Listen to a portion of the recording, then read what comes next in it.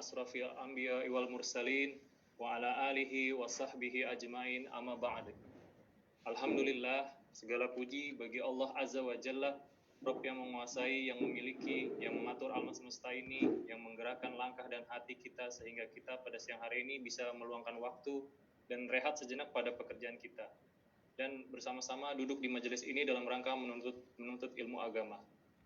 Salawat dan salam selalu kita curahkan pada junjungan kita, suri tauladan kita, Nabi Muhammad Sallallahu Alaihi Wasallam, juga kepada istri-istri beliau, anak-anak beliau, para sahabat beliau yang biasa mendampingi perjuangan beliau, serta kepada semua pengikut beliau yang insya Allah kita termasuk di dalamnya. Amin ya rabbal alamin. Alhamdulillah, pada siang hari ini, Kamis 22 Muharram 1442 Hijriah yang bertepatan dengan tanggal 10 September 2020, kita berkumpul bersama di sini dalam rangka kajian Islam ilmiah yang diselenggarakan oleh Pelabuhan Mengaji. Yang alhamdulillah narasumber kita sudah hadir di hadapan kita, guru kita Ustadz Dr. Muhammad Arifin Badri MA, hafidhahullah ta'ala. Beliau merupakan salah satu dosen pengajar di Sekolah Tinggi Dirasat Islamiyah Imam Syafi'i Jember, Jawa Timur, yang dalam 1 jam ke depan akan memberikan materi dengan topik mengetuk pintu langit agar rezeki melimpah selangit. Toyib, sebelum kita mulai kajian ini, kita akan bacakan terlebih dahulu adab kajian online pada siang hari ini. Yang pertama, kita akan membagi 2 sesi dalam kajian hari ini. Sesi pertama, kita akan mendengarkan materi dari guru kita selama kurang lebih 45 menit dan dilanjutkan dengan sesi pertanyaan selama kurang lebih 15 menit.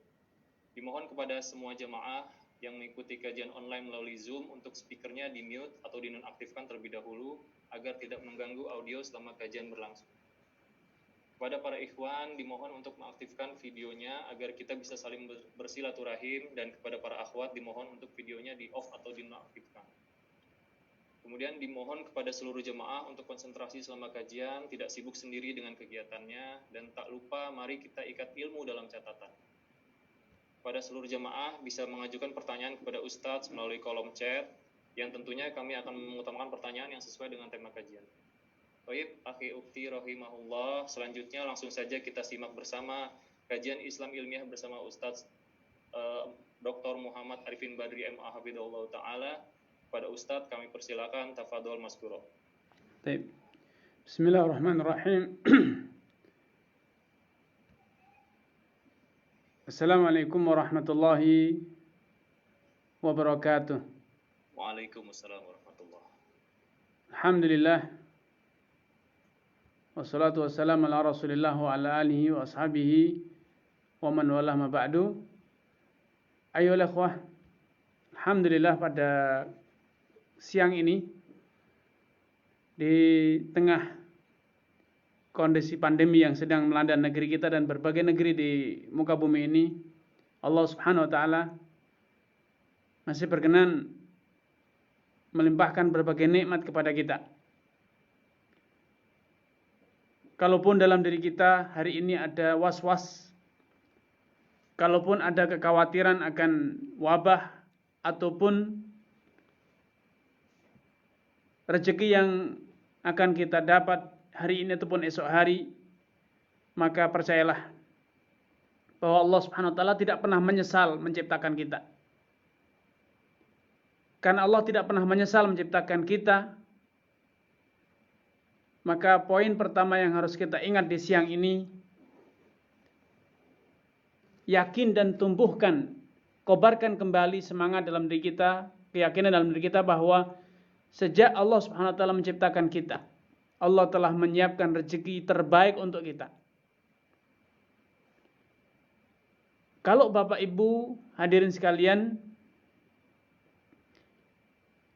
yang saat ini mungkin memiliki atau dalam waktu dekat akan dikaruniai anak keturunan, istri sedang hamil atau mungkin sedang mau menikah, pasti kita akan mempersiapkan nafkah terbaik. Kita sejak dini sudah menyiapkan di mana anak kita akan lahir, bagaimana, dengan apa kita akan menafkahinya. A sampai Z-nya kita rencanakan, kita diskusikan dengan keluarga kita. Ketahuilah, jauh-jauh hari sebelum terbetik dalam diri Anda untuk merencanakan itu semua, Allah Subhanahu wa taala telah menuliskan segala sesuatu itu di dalam lembaran-lembaran takdir Anda. Allah Subhanahu wa taala telah mentakdirkan semua yang akan terjadi, termasuk rezeki yang Anda dapat. Bahkan sejak Anda belum lahir ke dunia ini, Rasulullah telah menegaskan bahwa Allah telah menyiapkan, menulis kisah sejarah ataupun kisah rezeki Anda hingga Anda menghembuskan nafas terakhir. Rasulullah SAW bersabda, yujma'u khalqu ahadikum fi batni ummihi arba'ina yawman nutfah. Selama 40 hari kita di dalam perut ibu kita masih berbentuk nutfah. Kemudian 40 hari selanjutnya menjadi segumpal darah, mudghah. 40 hari selanjutnya kita menjadi segumpal daging. Setelah genap 120 hari, Allah Subhanahu wa taala telah mempersiapkan rezeki Anda. Allah merintahkan malaikat. Urusan rezeki bukan spontanitas atau faktor kebetulan atau ala kadarnya, sedapatnya, tidak. Allah Subhanahu wa taala menyiapkan rezeki Anda sejak Anda masih berada di dalam perut ibu Anda baru berumur 120 hari. Allah telah mengutus malaikat untuk mencatat semua rezeki Anda hingga akhir hayat Anda. Karena itu di lain kesempatan Nabi memberikan garansi, memberikan jaminan. Inna ruhal qudus, sesungguhnya malaikat Jibril nafatha fi ra'i, menyampaikan wahyu ke dalam jiwaku, ke dalam diriku, annaha lan tamuta nafsun hatta tastawfiya rizqaha, bahwa tidak ada satu manusia pun, tidak ada satu jiwa pun yang akan menghembuskan nafas terakhirnya atau mati kecuali setelah tastawfiya rizqaha, mendapatkan seluruh jatah rezeki yang telah Allah takdirkan. Sehingga untuk apa kita galau? Untuk apa kita was-was menatap hari esok? Dalam diri kita harus ada optimisme bahwa rezeki itu selalu ada. Rezeki telah Allah siapkan dan akan terus Allah siapkan untuk kita. Karenanya sebagian ulama dulu berpetuah, lau anna rajul arada an yahruba min rizqihi la atahu rizquhu kama atahu ajaluh. Andai Anda hari ini merasa bosan dengan jatah rezeki Anda, jengah dengan rezeki Anda, malas untuk menerima, dah kelelahan menerima rezeki, bukan kelelahan mencari. Andai hari ini Anda berkata, ya Allah, aku sudah capek menerima rezekimu, terlalu banyak rezeki yang kau berikan. Kemudian Anda berusaha menghindar dari jatah rezeki itu. Dengan segala daya, dengan segala upaya yang Anda bisa lakukan, apa yang akan terjadi? La atahu rizquhu. Jatah rezeki yang sudah Allah tulis itu tetap akan Allah berikan. Tetap akan menghampiri Anda. Sebagaimana kematian yang Anda hindari, kematian yang Anda takuti, akan tetap menghampiri Anda bagaimanapun caranya Anda menghindari ataupun mencegahnya. Kematian tetap akan datang tepat pada waktunya, tepat pada tempatnya, dan dengan cara yang telah tentukan. Demikian pula rezeki kita. Sehingga seorang muslim, apapun kondisi yang sedang terjadi, seburuk apapun krisis yang sedang melanda, analisa siapapun yang saat ini dianggap real, dianggap relevan dengan kondisi yang ada, percayalah, itu semua tidak akan mengurangi rezeki Anda. Kejadian-kejadian yang ada, krisis yang terjadi, kebijakan pemerintah, atau ulah manusia, itu tidak akan dapat merubah catatan jatah rezeki yang telah Allah catatkan untuk Anda. Sehingga tanamkan dalam diri Anda bahwa optimisme. rezeki akan tetap ada. Allah telah menjamin kita memiliki jatah rezeki hingga akhir hayat kita. Sehingga tidak boleh hari ini ada kekhawatiran, ada kegalauan.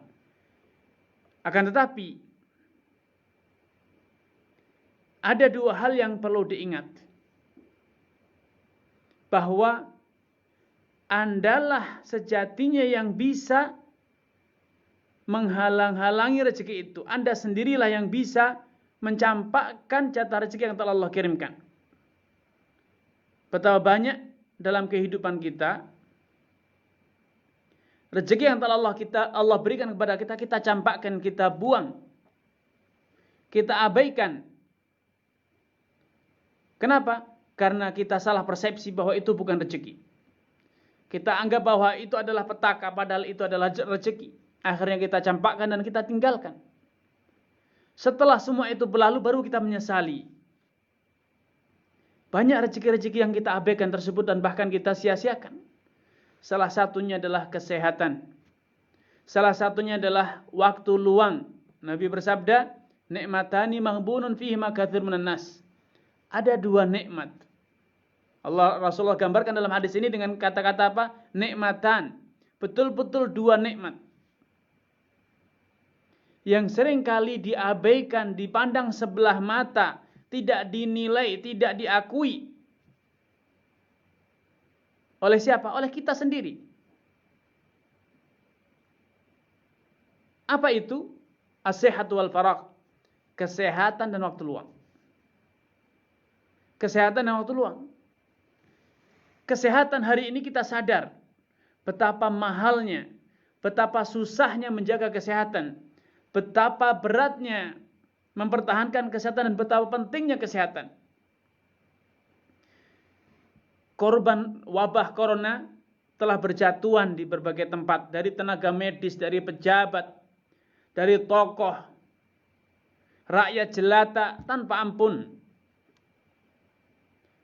Sehingga korban yang terus berjatuhan menjadikan kita sadar bahwa hari ini kita sadar bahwa ternyata kita mendapatkan kenikmatan yang luar biasa yang kemarin kita abaikan dan kita pandang sebelah mata, yaitu rezeki.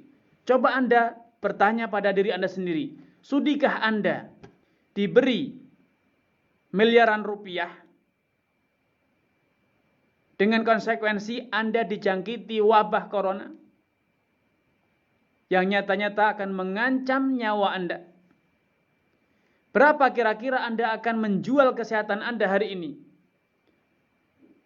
Berapa kira-kira Anda akan mempricing, menentukan harga kesehatan Anda hari ini? Minta berapa? Anda akan tawarkan berapa? Dan ternyata itu telah Allah berikan kepada kita sejauh ini tanpa kita pernah membelinya, tanpa pernah kita menawarnya, tanpa kita pernah merencanakannya. Kalau Anda ingin tahu nikmat,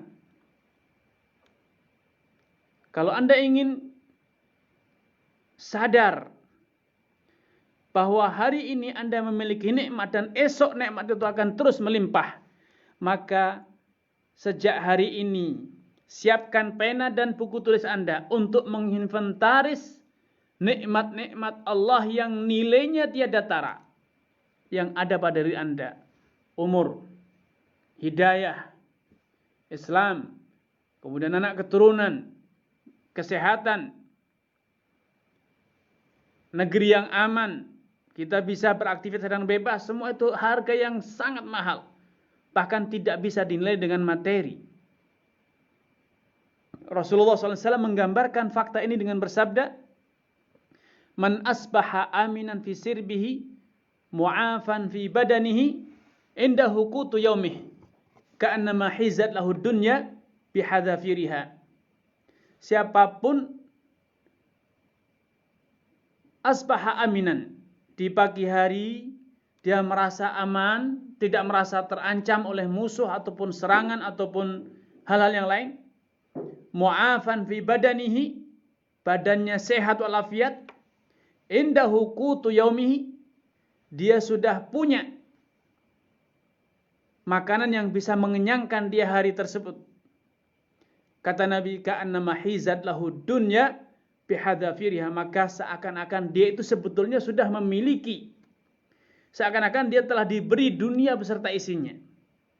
Kalau Anda pikir 3 hal ini, keamanan, kesehatan, dan kecukupan untuk makan, maka inilah arti dari dunia beserta isinya. Kalau Anda misalnya diberi, akan aku serahkan kekuasaan Indonesia, Anda akan aku angkat jadi presiden. Berapapun gaji Anda yang Anda minta akan ku beri.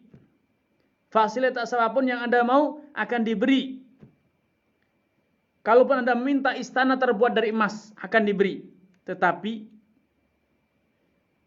kami siapkan satu bom atom yang sesaat lagi akan menjatuhi kepalamu, menjatuhi istanamu.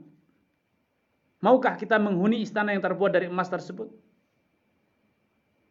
Atau kalaupun dikasih tahu, engkau silahkan menghuni istana emas ini dengan segala fasilitas yang ada di dalamnya.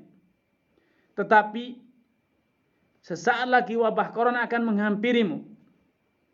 Corona yang akan mengakhiri hayatmu atau menjadikanmu tersiksa, tidak bisa bernapas, terengah-engah, harus hidup dengan alat bantu pernapasan. Maukah kita? Kalaupun Allah kasihkan kepada kita istana, kekayaan, semuanya melimpah, tapi satu tidak Allah berikan. Kamu tidak boleh makan. Kamu harus hidup dalam kondisi kelaparan. Apa yang akan terjadi dalam diri kita? Mungkinkah kita bisa menikmati kekayaan tersebut?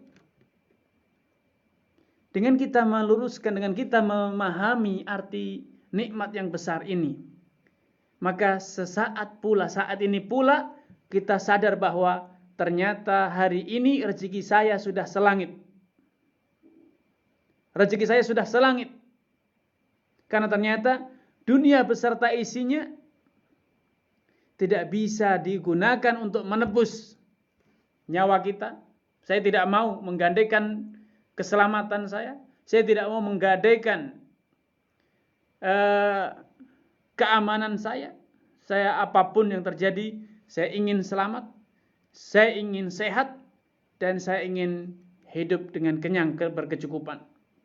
Dan itu semuanya sudah ada pada diri kita.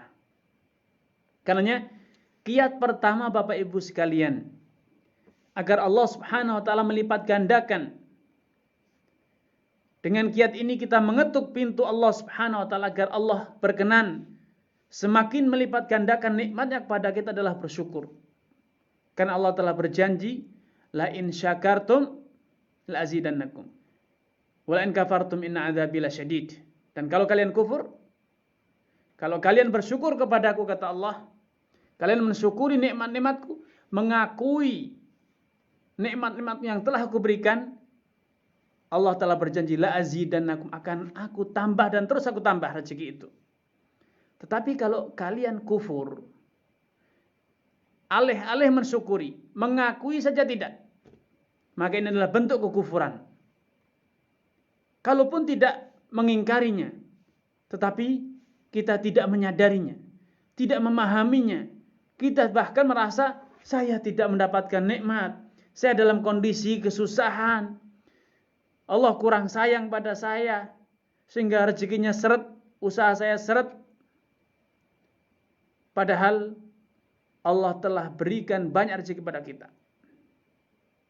Kalau sekalian kufur, kata Allah, inna adzabi lasyadid, artinya siksaku itu sangat pedih, baik siksa Allah di dunia ataupun siksa di akhirat.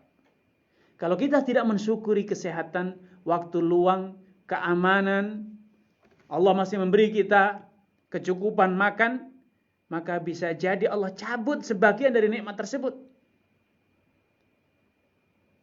Dan ini yang terjadi dalam diri kita. Kita hari ini dihantui dengan corona.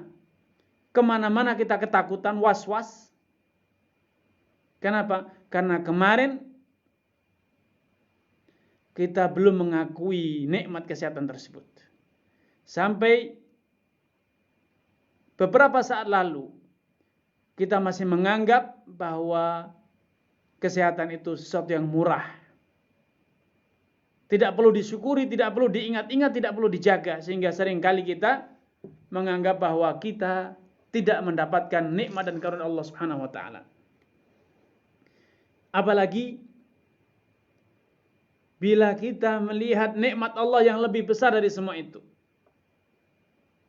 Kesehatan, keamanan, makanan itu adalah rezeki yang sejatinya tidaklah terlalu besar bagi Allah Subhanahu wa taala.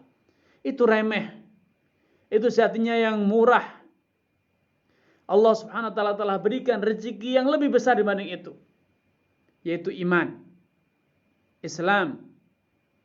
Rasulullah SAW bersabda,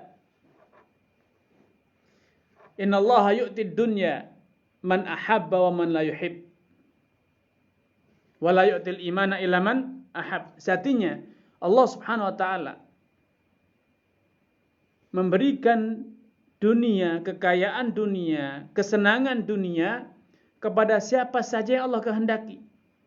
Orang yang Allah cintai ataupun orang yang Allah benci, semuanya Allah beri kenikmatan dunia. Qarun, bahkan Fir'aun, orang kafir paling kafir pun Allah beri kenikmatan. Qarun, orang kafir paling kafir di dunia ini, bersama Fir'aun, ternyata Allah jadikan dia orang kaya paling kaya.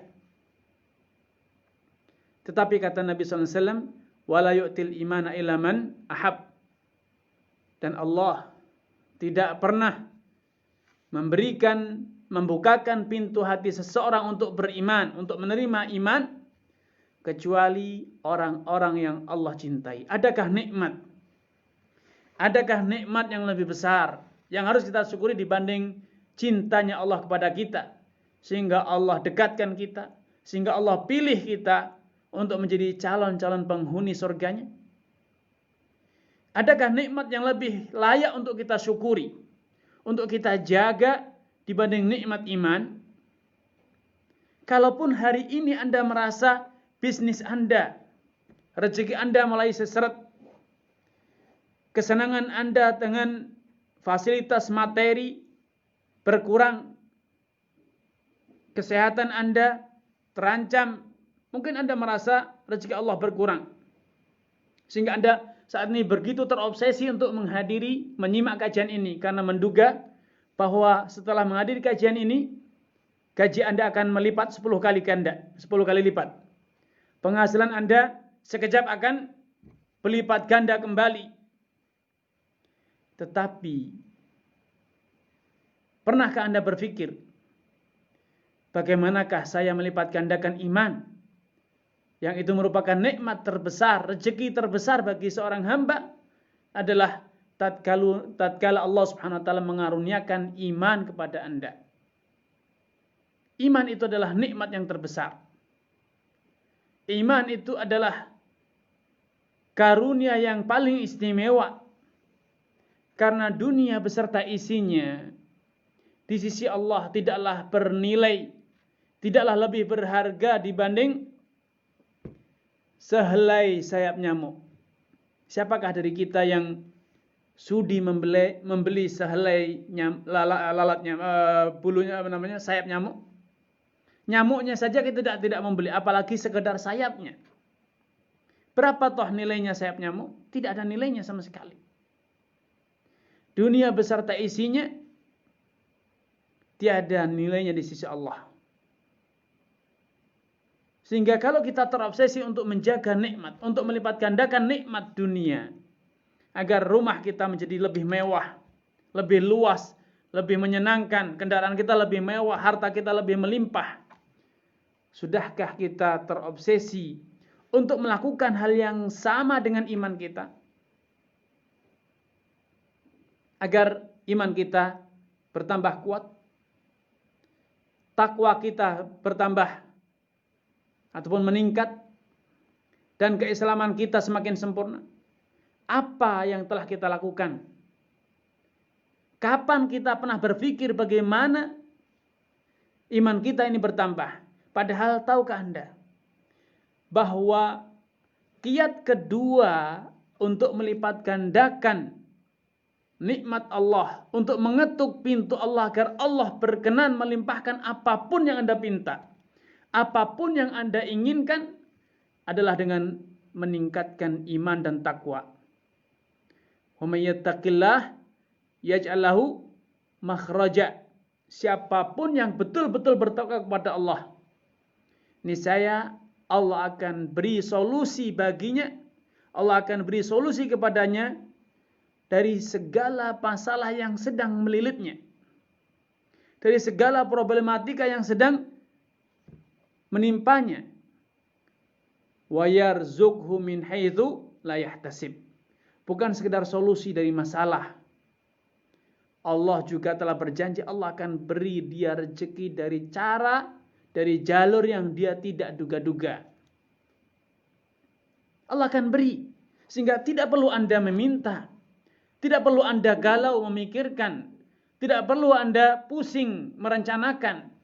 Kalau Allah telah berkehendak, kalau Allah telah membuktikan bahwa Anda betul-betul bertakwa, Allah akan berikan jalan keluar dari problematika Anda, kegalauan Anda, dan Allah akan limpahkan rezeki yang tidak Anda duga-duga sebelumnya. Karena itu tidak perlu Anda pusing mikirkan rezeki. Pusatkan pikiran dan perhatian Anda bagaimana Anda meningkatkan takwa, bagaimana agar Anda selalu bisa bertakwa dalam segala urusan. Meningkatkan takwa bukan berarti Anda harus meninggalkan pasar, harus meninggalkan profesi, harus keluar dari kantor Anda. Tidak seperti itu. Abu Bakar menjadi orang yang paling bertakwa dari umat Nabi SAW, tetapi beliau juga tetap berdagang. Umar bin Khattab menjadi orang yang paling bertakwa setelah Abu Bakar dari umat ini, tetapi beliau tidak meninggalkan ladangnya. Abdurrahman bin Auf, Utsman bin Affan radhiyallahu ta'ala anhum, Az-Zubair bin Al-Awwam, mereka adalah bagian dari Asyara Mubasysyirin, 10 orang yang telah dijamin masuk surga sejak mereka masih hidup. Mereka adalah orang yang paling bertakwa dari kalangan para sahabat. Walau demikian bukan berarti mereka keluar dari ladangnya. Menjadi orang paling bertakwa tidak harus meninggalkan pasar, tidak harus meninggalkan profesinya. Karena takwa itu relevan untuk kita terapkan dimanapun kita berada, apapun profesi kita. Karena yang harus kita lakukan hari ini adalah menata ulang definisi takwa dalam diri kita. Benarkah persepsi kita tentang takwa itu sudah sesuai dengan yang Allah inginkan? Percayalah kalau persepsi takwa itu betul-betul telah sesuai dengan yang Allah inginkan, dan kita kemudian betul-betul menerapkannya dalam kehidupan, mengaplikasikannya, niscaya Allah tidak akan mengecewakan Anda. Allah akan beri jalan keluar, Allah akan lipat gandakan rezekinya untuk Anda. Karena takwa itu artinya adalah menjalankan setiap perintah ala nurin min Allah, sesuai dengan tuntunan dari Allah Subhanahu wa taala, dan juga meninggalkan larangan sesuai dengan tuntunan dari Allah Subhanahu wa taala dalam setiap sendi kehidupan. Ketika Anda menjadi seorang karyawan, bertakwa itu bukan berarti resign dari perusahaan. Bertakwa itu adalah dengan menunaikan amanat, dengan menunaikan amanat sebaik mungkin. Kalaupun Anda bukan seorang karyawan, Anda seorang wirausahawan, untuk bertakwa itu bukan berarti Anda harus diam diri di masjid, meninggalkan kantor Anda, meninggalkan pabrik Anda, meninggalkan perdagangan Anda. Tidak sama sekali. Tetaplah berada di profesi Anda selama itu halal. Tingkatkan keuntungan Anda. Tingkatkan etos kerja Anda. Lalu bagaimana? Dengan tetap menjaga amanah sebagaimana mestinya. Karena menunaikan amanah itu adalah bagian dari takwa. Allah SWT berfirman, "Innallaha ya'murukum an tu'addul amanati ila ahliha." Artinya Allah memerintahkan kalian untuk menunaikan amanat kepada orang yang berhak menerimanya. menunaikan kepercayaan orang lain kepada yang telah memberinya kepada Anda. Karenanya Bapak Ibu sekalian, takwa itulah kiat kedua untuk mengetuk pintu langit. Tingkatkan kepatuhan Anda kepada agama Allah. Jauhi segala larangan Allah. Niscaya apapun yang Anda pinta, Allah tidak akan pernah tunda. Tetapi sebanding dengan rasa malas Anda dalam menjalankan perintah, sebanding dengan keraguan Anda ketika meninggalkan larangan, maka Allah pun akan memperlakukan Anda dengan cara yang sama. Allah tidak akan segerakan dalam mengabulkan doa Anda. Karena ternyata Anda pun juga tidak bersegera memenuhi perintah Allah, tidak bersegera meninggalkan larangan Allah Subhanahu wa taala. Masih banyak pertimbangan ABC, masih banyak keraguan, dan bahkan seringkali Anda masih berkata, apa benar? Apa iya? Kalau saya tinggalkan yang haram, Allah akan ganti dengan yang halal? Apa betul kalau saya tinggalkan riba, Allah akan berikan saya rezeki yang halal tanpa harus riba? Seringkali kita masih ragu dengan berkata, apa iya kalau saya banyak berzikir kepada Allah, urusan saya menjadi lebih mudah? Keraguan itu sering menggelayuti diri kita, maka jangan salahkan, jangan cari kambing hitam, karena Andalah penyebab rezeki Anda itu seret. Allah Subhanahu wa taala telah berfirman, "Dhaharal fasadu fil barri wal bahri bima kasabat aydin nas." Berbagai kerusakan telah terjadi di muka bumi, di lautan, di daratan. Kenapa? Bukan karena Allah telah lelah mengatur dunia, menjaga dunia, tetapi karena ulah manusia sendiri. Kalau Anda hari ini mengeluhkan paceklik, pandemi, krisis, maka semua itu adalah bagian dari ulah tangan Anda sendiri. Ingat, di zaman Nabi Nuh alaihissalam belum ada illegal logging, belum ada pembalakan liar, belum ada pembuangan sampah sembarangan. Manusia kala itu masih terbatas, masih sangat sedikit. Walau demikian, Allah bukan hanya sekedar mengirimkan tsunami yang menenggelamkan di satu negeri, satu pulau, tidak. Allah tenggelamkan bumi beserta isinya. Kenapa? Karena keangkara murkaan manusia. Kalau hari ini Allah hanya menimpakan tsunami di Aceh, Allah menimpakan gunung meletus di tempat ini dan itu, menimpakan banjir bandang di tempat ini dan itu, di kota ini, di kota itu, Allah timpakan wabah kepada 1-2 orang, maka sejatinya Allah masih sayang. Allah sebetulnya masih memberi tangguh kepada kita.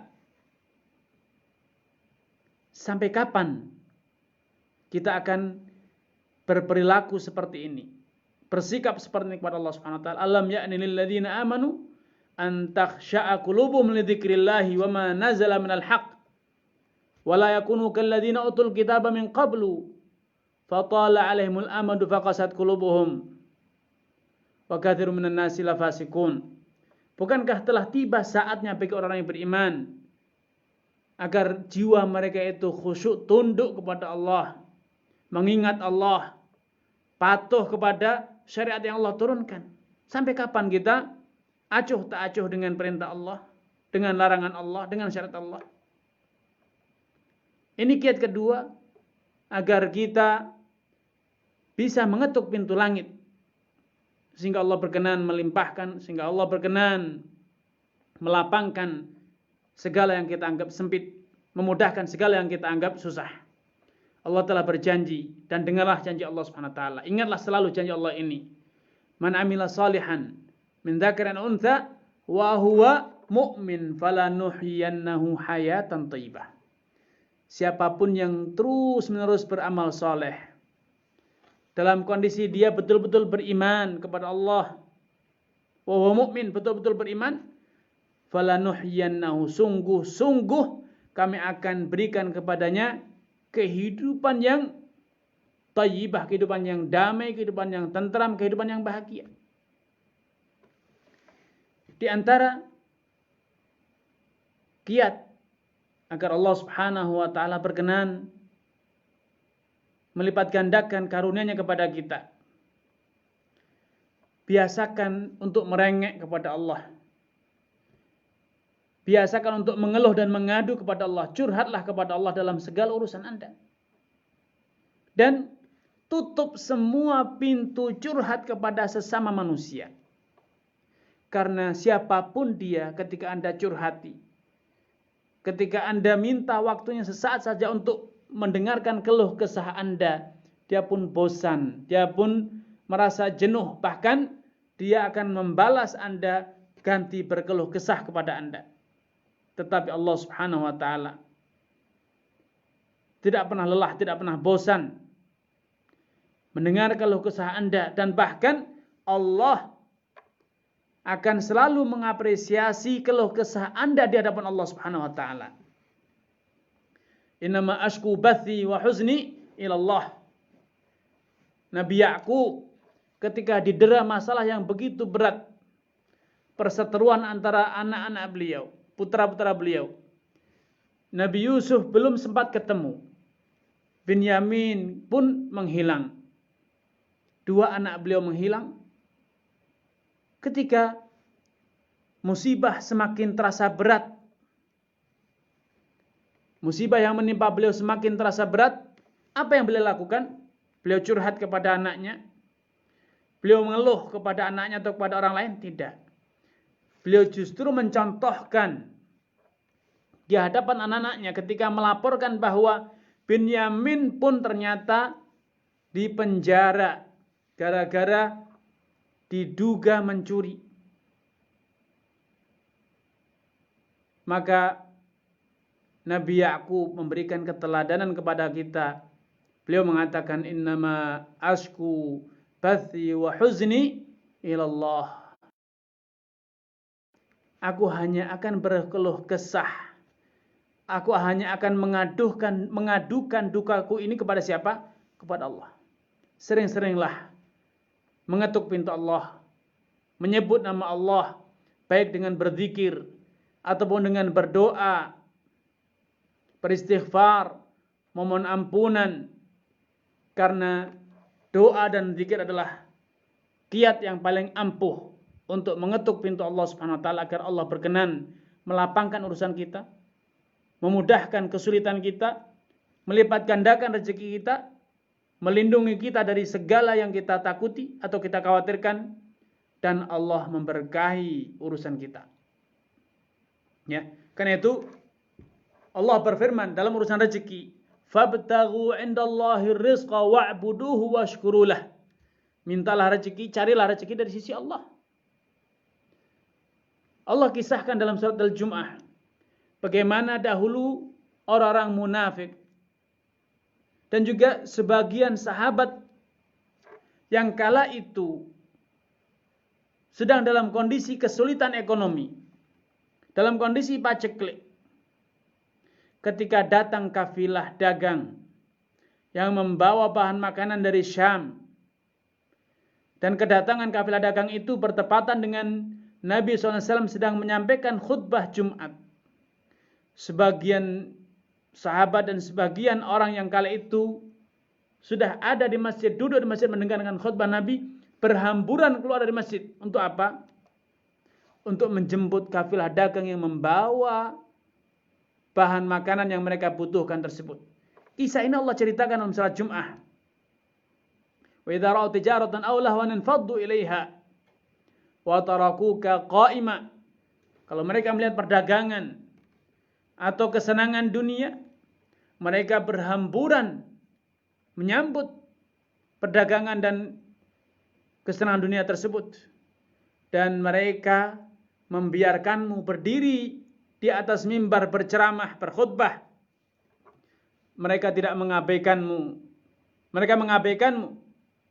membiarkanmu berkhutbah, tidak mendengarkan khutbahmu. Padahal kata Allah, "Qul ma 'indallahi khairun minal lahwi minat tijarah, wallahu khairur raziqin." Katakan bahwa apa yang ada di sisi Allah, surga Allah, itu lebih baik dibanding perdagangan, kekayaan dunia. Sejatinya Allah itu sebaik-baik yang memberi rezeki. Ikhwatul iman, kaum muslimin dimanapun Anda berada, meningkatkan ibadah dalam rangka mencari mardhatillah, dalam rangka menggapai keridhaan Allah, itu adalah salah satu kiat paling efektif. Untuk apa? Untuk mengetuk pintu Allah Subhanahu wa taala agar Allah berkenan melipat gandakannya. Kita beribadah kepada Allah bukan dalam rangka mencari rezeki, tetapi ingat, Allah telah berjanji, telah memberikan satu kaidah. Hal jazaa'ul ihsan ilal ihsan? Adakah balasan kebaikan dibanding kebaikan yang serupa? Adakah balasan kebaikan selain kebaikan yang serupa? Kalau Anda, ayolah ikhwah, telah berhasil menggapai keridhaan Allah, bila Anda berjuang untuk menjadikan Allah ridho kepada Anda, Allah pun akan jadikan Anda ridho. Dengan apa? Dengan Allah kabulkan seluruh yang Anda impikan. Dengan Allah kabulkan apapun yang Anda harapkan. Sehingga Anda ridho. Anda puas. Karena Anda telah menjadikan Allah ridho. Faman radhiya falahu ridho. Siapapun yang ridho dengan takdir Allah Subhanahu wa taala, Allah pun akan jadikan dia selalu ridho dengan pemberian Allah Subhanahu wa taala. Dia selalu puas dengan apa yang Allah berikan. Allah Subhanahu wa taala juga telah berjanji, "Wa'mur ahlaka bis-salati wastabir 'alaiha. La nas'aluka rizqan nahnu narzuquka wal 'aqibatu lit-taqwa." Perintahkan keluargamu untuk senantiasa menegakkan salat dan tabahlah, wastabir 'alaiha, tabahlah dalam menunaikan salat. La nas'aluka rizqan, karena sejatinya kami tidak pernah meminta kalian untuk mengumpulkan setoran upeti atau setoran rezeki atau iuran, tidak. Yang terjadi sebaliknya, nahnu narzuquka. Kalau kalian selalu menjaga salat, selalu memerintahkan keluargamu untuk rajin salat, Allah berjanji, kamilah yang justru akan memberimu rezeki. Kamilah justru yang akan mengurus rezekimu, bukan kamu. Karenanya, ikhwatul iman, ingatlah rezeki itu bukan milik pasar, bukan milik juragan, bukan milik perusahaan, bukan kewenangan negara. Rezeki itu adalah kewenangan mutlak Allah Subhanahu wa taala. Dialah yang menciptakan, dialah yang mentakdirkan, dialah yang memiliki, dan dialah yang akan memberi. Dialah yang memberi. Ma yaftahillahu min rahmatin fala mumsika laha wa ma yumsik fala mursila lahu min ba'dih. Kemurahan apapun yang telah Allah buka pintunya, maka tidak ada yang bisa menghalanginya. Sebaliknya, apapun yang telah Allah tutup pintunya, tidak akan ada yang bisa membukanya. Karena itu kalau Anda hari ini galau, was-was dengan urusan rezeki, maka hanya ada suatu tempat Anda mencari solusi, yaitu Allah Subhanahu wa taala. Teruslah berdoa, teruslah meminta kepada Allah, dekatkan diri Anda kepada Allah Subhanahu wa taala. Karena dengan Anda terus mencari, meminta keridhaan Allah, Allah Subhanahu wa taala pun akan memberi yang sama. Allah akan jadikan Anda ridha karena Anda telah menjadikan Allah ridha. Ikhwatul iman, di antara hal yang harus kita lakukan agar rezeki kita melimpah, karunia Allah Subhanahu wa taala melimpah, tidak terbatas. Ingat bahwa dunia beserta isinya, termasuk rezeki yang Allah berikan kepada Anda, itu tidaklah Allah ciptakan, tidaklah Allah berikan untuk kemudian Anda sia-siakan, untuk Anda tumpuk dan ditumpuk, bukan untuk digunakan. Karenanya, salah satu pintu rezeki terbesar adalah membelanjakan, menafkahkan harta yang telah Anda miliki kepada orang yang membutuhkan. Dan orang yang paling membutuhkan adalah anak istri Anda. Karena itu jangan pelit, jangan kikir dengan anak istri, dengan keluarga, karib kerabat, dan orang yang ada di sekitar Anda yang mereka membutuhkan uluran tangan Anda. Karena Rasulullah SAW telah bersabda, hal tunsoruna wa turzakuna illa bidu'afaikum. Apakah kalian tidak tahu bahwa sejatinya Allah berkenan menolong kalian, Allah berkenan memberi rezeki kalian karena keberadaan orang-orang lemah, orang-orang yang tidak berdaya di sisi kalian. Keberadaan orang-orang yang tidak berdaya di sekitar kalian. Dalam hadis lain Rasulullah bersabda bahwa di setiap pagi turun 2 malaikat yang selalu berdoa kepada Allah. Tugasnya hanya turun ke dunia dan berdoa kepada Allah, Allahumma ati munfiqan khalafan. Ya Allah, siapapun yang berkenan menafkahkan, membelanjakan hartanya di jalan Allah, membelanjakan hartanya dalam kebenaran, dalam hal yang berguna, maka berikan ganti untuknya. Dan sebaliknya, siapapun yang bersikap kikir, timpakan kepadanya kebinasaan, kerusakan. Karena ya ikhwatul iman, dalam kondisi macam ini, dalam kondisi krisis, ingatlah di kanan kiri kita ada kerabat kita, ada anak istri kita, ada orang-orang lemah yang butuh pada kehadiran Anda. Sebagaimana Anda hadir dalam hidup mereka, maka Allah akan hadir dalam hidup Anda. Sebagaimana Anda mengulurkan tangan untuk mereka, Allah akan mengulurkan tangan untuk Anda. Allah akan membantu dan menolong Anda. Karena Allah telah berjanji sebagaimana dikisahkan, disabdakan oleh Rasulullah SAW, wallahu fi aunil abdi madamal abdu fi auni akhihi. Allah itu akan senantiasa membantu engkau, membantu dirimu selama engkau itu ringan tangan membantu orang lain. Dalam hadis lain Rasulullah SAW menggambarkan tentang salah satu manfaat menyambung silaturahmi, salah satu manfaat menyantuni karib kerabat. Man ahabba an yuzahzaha 'anil nar. Maaf, dalam hadisnya, barang siapa man ahabba an yunsa'a fi atharih wa yubsata fi rizqih. Siapapun yang mengharap agar umurnya itu dipanjangkan, rezekinya dilapangkan, apa yang harus dilakukan? Fal yasil rahimah. Sambunglah tali silaturahmi.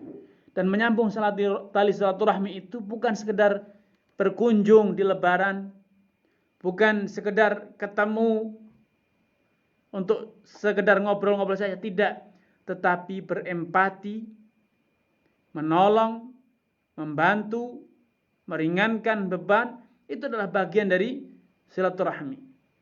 Karena dengan Anda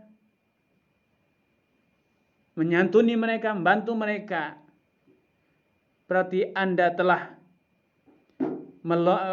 menyelesaikan satu problematika mereka atau kesulitan mereka. Dan siapapun yang telah berhasil memberi solusi bagi saudaranya sedang kesusahan, Allah akan berikan hal yang sama kepada Anda dan bahkan lebih. Man nafasa an mu'minin kurbatan min kurabi ad-dunya, nafasallahu anhu kurbatan min kurabi yaumil qiyamah. Siapapun yang melapangkan kesusahan orang yang beriman di dunia, maka Allah akan lapangkan kesusahan dia di akhirat. Sebagian orang menduga bahwa hadis ini tidak ada korelasinya dengan urusan dunia.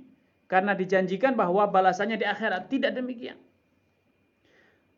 Metodologi dalam mengkaji hadis menolak persepsi semacam itu. Kenapa? Karena di dalam ilmu usul fikih diajarkan yang namanya qiyas aulawi. Qiyas aulawi. Kalau Allah mudahkan urusan Anda di akhirat, yang tentu itu urusan yang sangat besar karena ancamannya surga atau neraka. Tidak ada yang bisa menyelesaikannya selain Allah. Maka urusan dunia yang jauh lebih remeh-temeh dibanding kesulitan di akhirat tentu akan lebih ringan bagi Allah untuk Allah selesaikan. Kalau Allah berkenan mengampuni kesusahan Anda di akhirat, akankah Allah tidak berkenan mengampuni kesusahan Anda di dunia? Logika seorang muslim akan berkata bahwa bila kesulitan di akhirat saja Allah lapangkan, apalagi kesulitan di dunia, tentu lebih utama untuk Allah lapangkan, karena itu adalah sesuatu hal yang mudah, sesuatu yang ringan bagi Allah Subhanahu wa ta'ala. Ikhwatul iman, di antara kiat kita mengetuk pintu langit agar Allah Subhanahu wa ta'ala berkenan melapangkan semua urusan kita, termasuk melipat gandakan rezeki kita, adalah kita membiasakan diri untuk menyerahkan, mempercayakan semua urusan kita kepada Allah. Jangan pernah menyandarkan sedikit pun urusan kita kepada gaji, kepada asuransi, kepada rekanan, kepada karyawan, kepada tabungan. Oh, enggak apa-apa, krisis, tabungan saya masih cukup untuk hidup 2 tahun, 3 tahun walaupun tidak kerja sama sekali. Jangan. Sandarkan urusan Anda, sandarkan diri Anda kepada Allah Subhanahu wa ta'ala dalam segala kondisi, dalam segala urusan, tanpa terkecuali. Karena dengan Anda memberikan kepercayaan kepada Allah, menitipkan urusan Anda kepada Allah, Allah tidak akan pernah menyanyiakan titipannya. Kalau Anda punya karyawan, kalau Anda seorang juragan punya karyawan yang baik, kemudian karyawan itu Anda beri kepercayaan untuk mengurus suatu pekerjaan, menyimpan suatu harta, akankah karyawan itu akan menyanyiakannya, membiarkannya terlunta-lunta, terlantar? Kalau Anda adalah seorang karyawan itu sendiri, mungkinkah Anda akan menyanyiakan kepercayaan pimpinan Anda? Kalau Anda seorang karyawan saja tidak terbayang untuk menyanyiakan kepercayaan, padahal itu kepercayaan manusia, apalagi Allah Subhanahu wa ta'ala. Ketika Anda mempercayakan, ya Allah, aku serahkan semua urusanku, hidupku, matiku, keluargaku, rezekiku, pekerjaanku, bisnisku, dan semua kesehatanku, apapun yang Anda anggap itu sebagai sesuatu yang penting, sesuatu yang berharga dalam hidup Anda, serahkan kepada Allah Subhanahu wa ta'ala. Niscaya Allah akan mencukupi seluruh yang Anda butuhkan. Wa may yatawakkal 'alallahi fahuwa hasbuh, innallaha balighu amrih. Siapapun yang bertawakal kepada Allah, Allah akan beri kecukupan kepadanya. Dan sejatinya Allah itu balighu amrih, selalu berkuasa, selalu mampu untuk mewujudkan apa yang Allah inginkan, apa yang Allah kehendaki. Sehingga serahkan, biasakan untuk selalu berserah diri, menyerahkan segala urusan, mempercayakan segala urusan kepada Allah Subhanahu wa ta'ala. Karena itu, di antara adab yang diajarkan Nabi SAW kepada kita adalah mengasah kemampuan, mengasah ketajaman tawakal. Karena kepercayaan itu tidak datang sekonyong-konyong. Sebagaimana Anda kepercayaan Anda kepada karyawan atau kepercayaan pimpinan Anda kepada Anda. Itu tidak datang sekonyong-konyong, tiba-tiba dia langsung percaya. Tiba-tiba Anda langsung mempercayai salah seorang karyawan. Tidak. Itu melalui proses. Demikian pula ketika Anda harus mempercayakan semua urusan Anda kepada Allah, itu juga butuh proses. Agar Anda betul-betul bisa menyerahkan semua urusan kepada Allah Subhanahu wa taala. Latihlah ketajaman bertawakal. Kecerdasan bertawakal. Karena Allah telah berjanji, wa may yatawakkal 'alallahi fahuwa hasbuh. Allah akan cukupi seluruh urusan. Kok tidak ada pengecualian? Tidak. Apapun urusannya. Karena Allah itu maha kuasa untuk melaksanakan apapun yang Allah inginkan.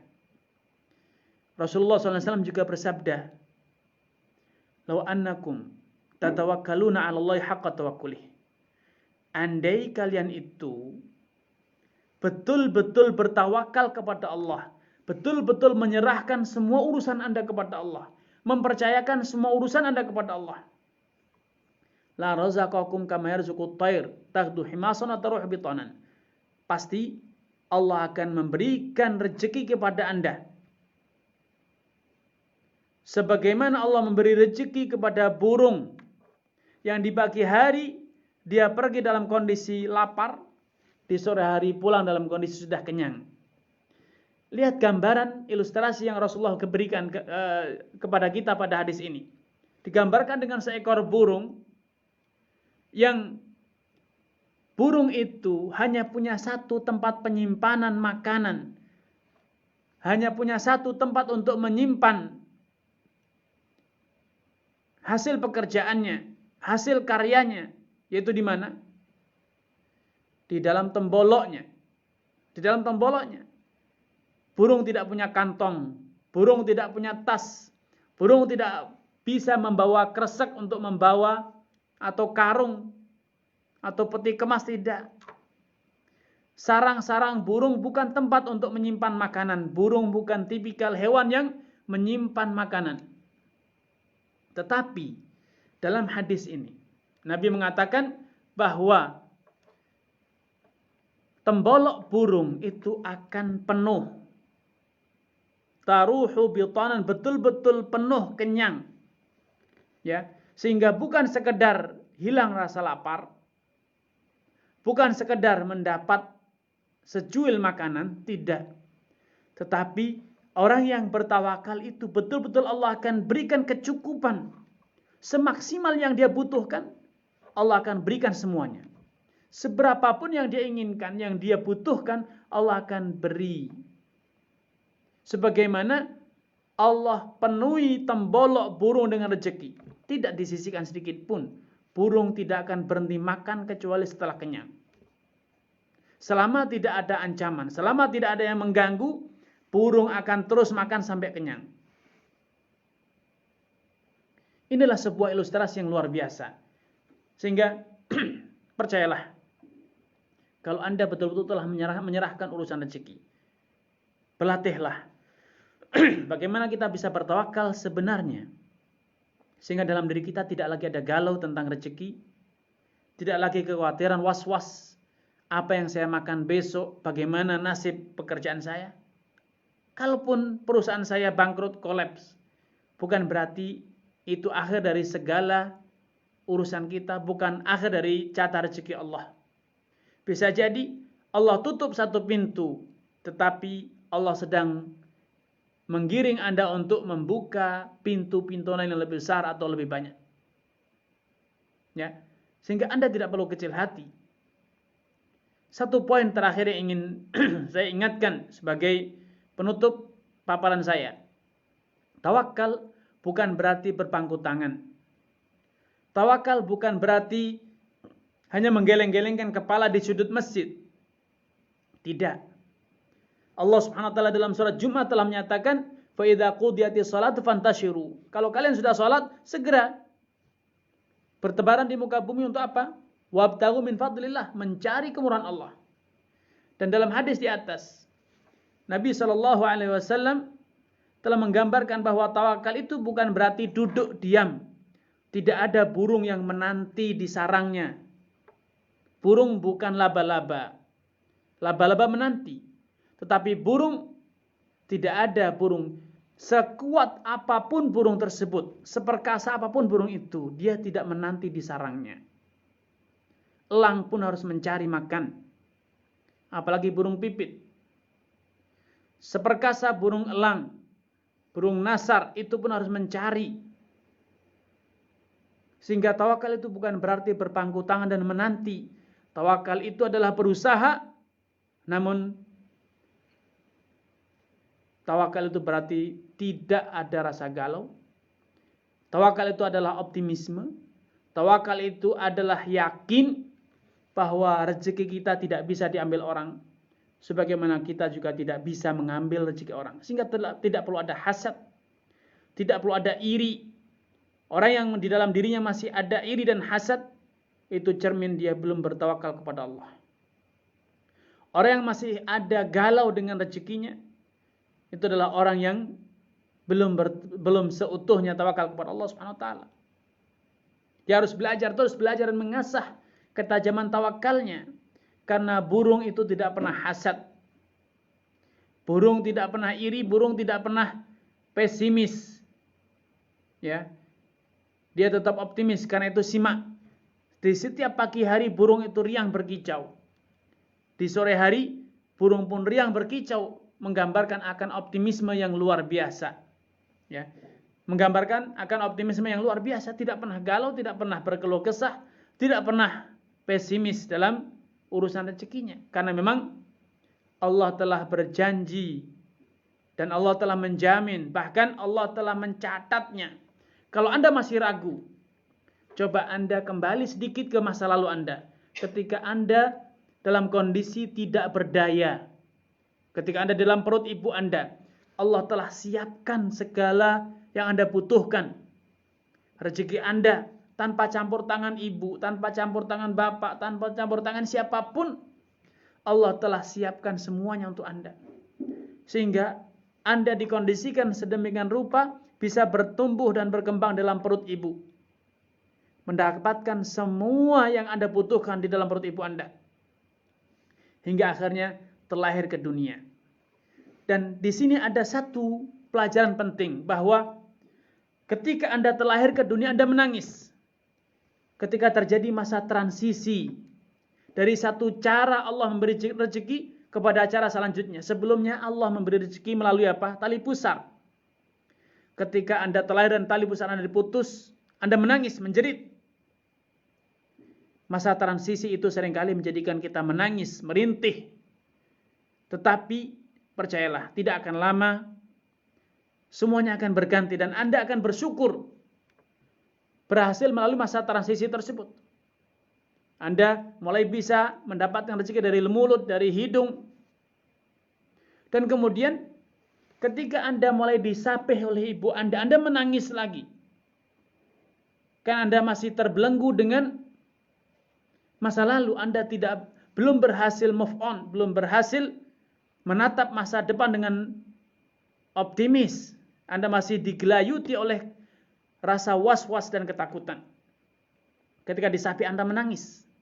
Tapi ternyata setelah masa pesapihan berhasil dilalui, Anda bersyukur saat ini Anda bisa menikmati rendang Padang yang begitu pedas, menggoda di lidah. Anda bisa menikmati sate Madura yang begitu gurih. Anda bisa menikmati sambal balado dan lain sebagainya. Andai ibu Anda tidak menyapih, sehingga membiarkan Anda terus hidup dengan susu, apa yang terjadi? Bisakah Anda bisa menikmati segala nikmat yang ada saat ini? Karena itu masa transisi itu selalu terasa pedih, menyakitkan. Tetapi ketika Anda terus berjuang, Anda optimis, Anda konsisten dalam mengikuti tahapan-tahapan masa transisi, dengan terus berusaha dan berusaha, tanpa kenal lelah, tanpa kenal luntur semangat, tidak, harus optimis, harus tangguh. maka semuanya itu akan terasa sekejap dan Anda akan segera merasakan bahwa derita saat ini, kesusahan hari ini itu adalah pilar kisah-kisah heroik di hari yang akan datang. Rasa retih, rasa sakit, rasa susah hari ini, ketika kita terus jalani dengan sabar dan ulet, percayalah itu sejatinya adalah tonggak-tonggak yang menjadikan kita layak menerima kenikmatan selanjutnya yang lebih besar. Karena harus husnudzon. Saya akhiri paparan Anda dengan pesan husnudzonlah kepada apa yang sedang terjadi. Ini adalah cara Allah Subhanahu wa taala untuk mengantarkan kita mendapatkan nikmat yang lebih besar. Membukakan kita pintu rezeki yang lebih luas. Syaratnya satu, husnudzon kepada Allah Azza wa Jal. Ini yang bisa saya sampaikan, Allah taala a'lam. Syukran wa jazakallahu khairan atas materi yang telah disampaikan Ustadz. Selanjutnya kita lanjutkan dengan sesi tanya jawab Ustadz. Sudah ada beberapa pertanyaan yang masuk ke kami. Kami bacakan satu persatu. Yang pertama dari Tessa Zahra. Assalamualaikum Ustadz. Izin bertanya, jika saya sebagai ibu rumah tangga hanya ada waktu sedikit untuk ikhtiar mengejar rezeki, karena saya mengurus anak-anak saya yang masih kecil seharian, manakah yang harus saya pilih saat ada waktu luang? Keluar jualan untuk membantu suami dalam ikhtiar mencari rezeki, atau di rumah beribadah semaksimal mungkin, mengaji, sholat sunnah dan sebagainya? Manakah yang lebih memancing rezeki kami? Syukran Ustaz. Ya. Barakallahu fiik wa jazakumullah khairan atas pertanyaan sangat bagus. Ya. Ada hal yang perlu digarisbawahi dari pertanyaan Ibu Tessa Zahra, bahwa ibadah dengan ikhtiar itu tidak saling bertentangan. Jangan dikira bahwa kalau Anda membantu suami di toko misalnya, Anda tidak bisa beribadah kepada Allah. Karena ibadah itu sangat variatif. Salah satunya berzikir, bertasbih, beristighfar.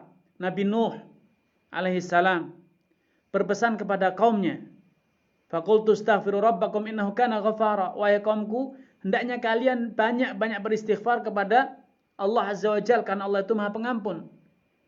Apa dampaknya? Yursilis sama alaikum midrara. Allah akan menurunkan hujan yang lebat. Wa yumdidkum bi amwalin wa banin. Dan Allah itu akan mengkaruniakan kepada kalian apa? Amwal, harta kekayaan dan anak keturunan. Sehingga tidak perlu diperadukan.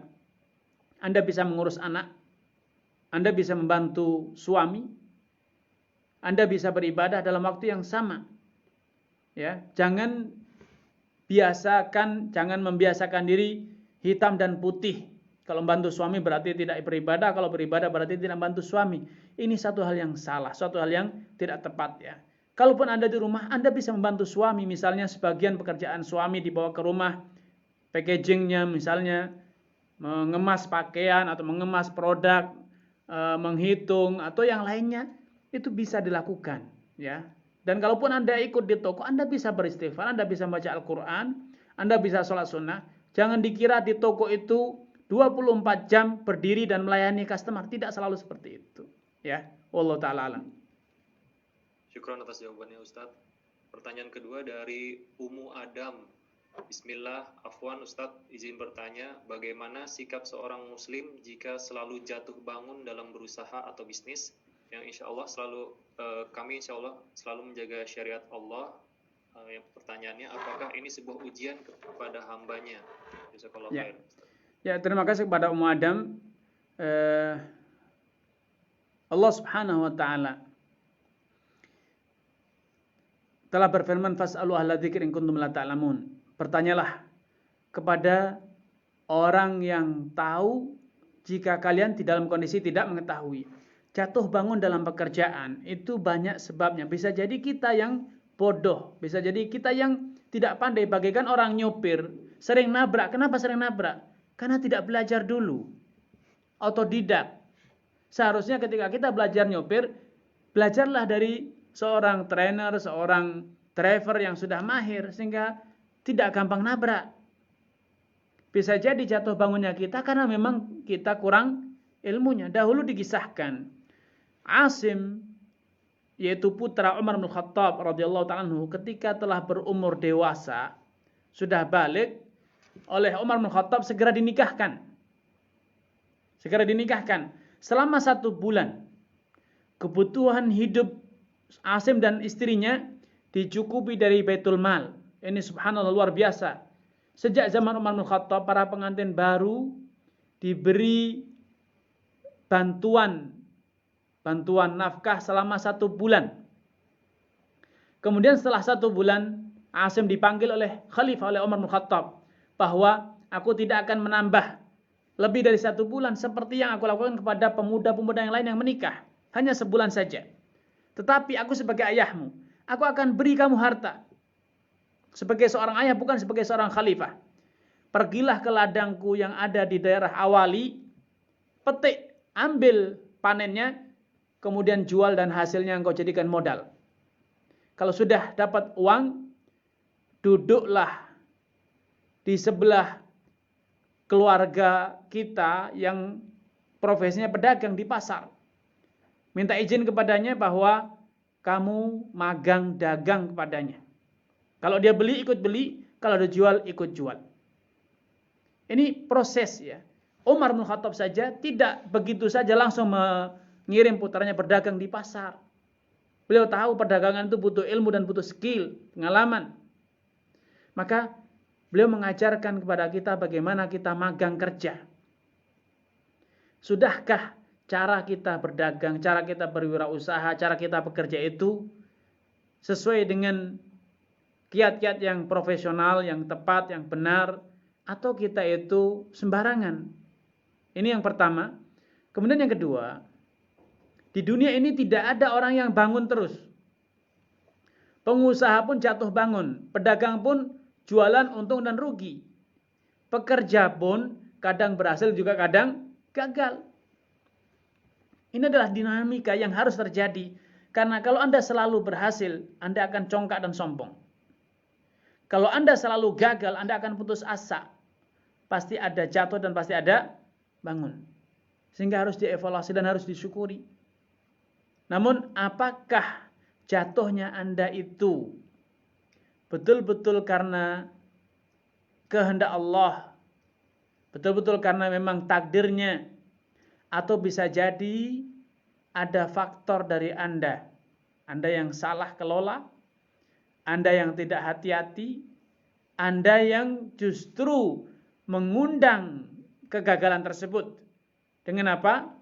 Dengan merekrut karyawan yang tidak tepat, dengan menjual barang kepada orang yang tidak tepat, sehingga dihutangi padahal tidak layak untuk dihutangi. Anda memilih untuk potong kompas dalam berwirausaha, tidak mengikuti prosedur yang seharusnya dijalani. Anda ingin cepat, enggak? Anda akhirnya jatuh lagi.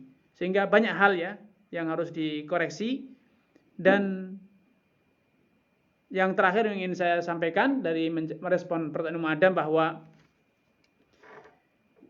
bisa jadi kita perlu merubah rencana ataupun bentuk wirausaha kita atau jenis usaha kita.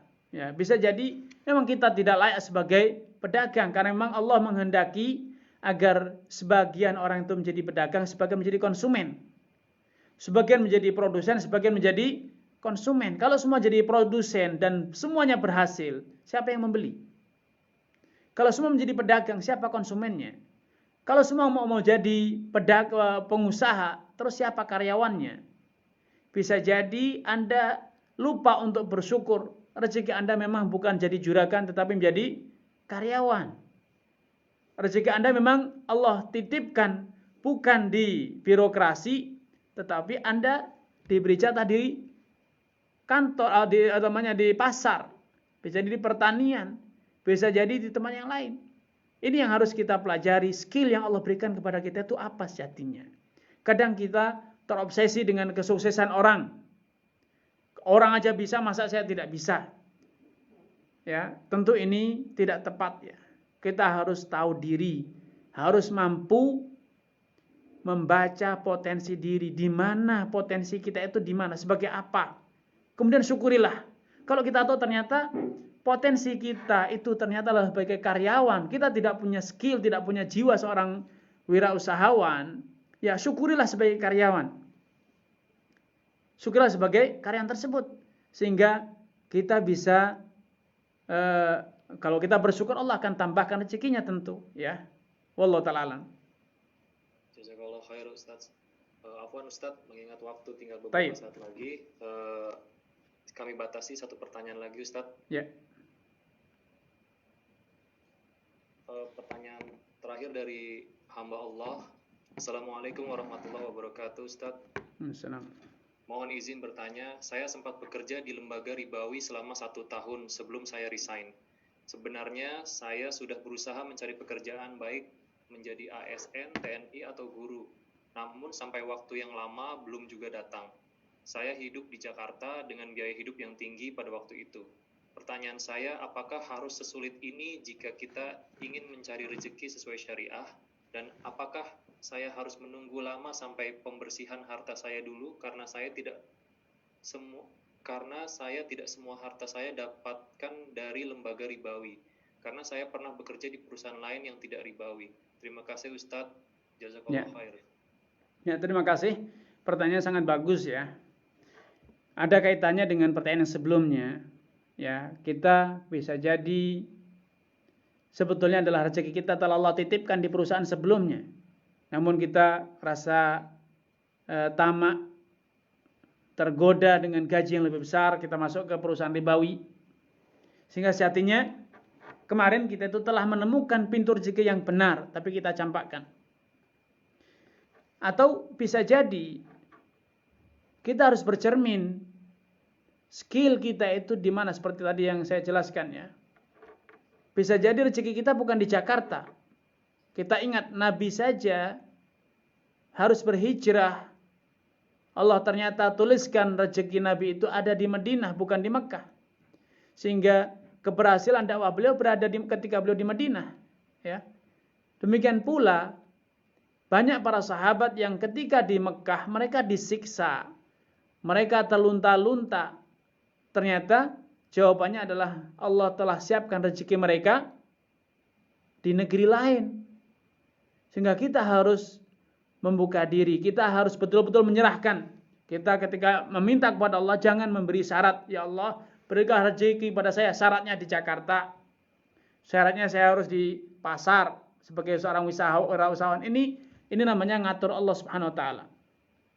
Ya. Sholatlah istikharah kepada Allah Subhanahu wa taala dengan betul-betul berserah diri.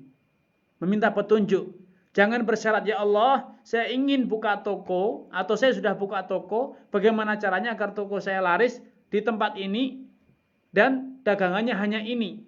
Ini namanya ngatur Allah Subhanahu wa taala. Itu belum berserah diri sepenuhnya kepada Allah Subhanahu wa taala, tetapi kita justru hendak intervensi pada hak prerogatif Allah. Sehingga kalau kita ingin betul-betul berserah diri, buka pintu hati kita untuk menerima apapun petunjuk yang Allah kirimkan kepada kita. Karena kalau kita sudah berdoa kepada Allah dengan sungguh-sungguh, kita juga sudah bercermin dengan sebaik-baik mungkin, ya. Kita membaca potensi kita, mempelajari kemampuan kita, skill kita. Kita juga telah berusaha memanfaatkan, mapping, memetakan potensi yang ada di sekitar kita.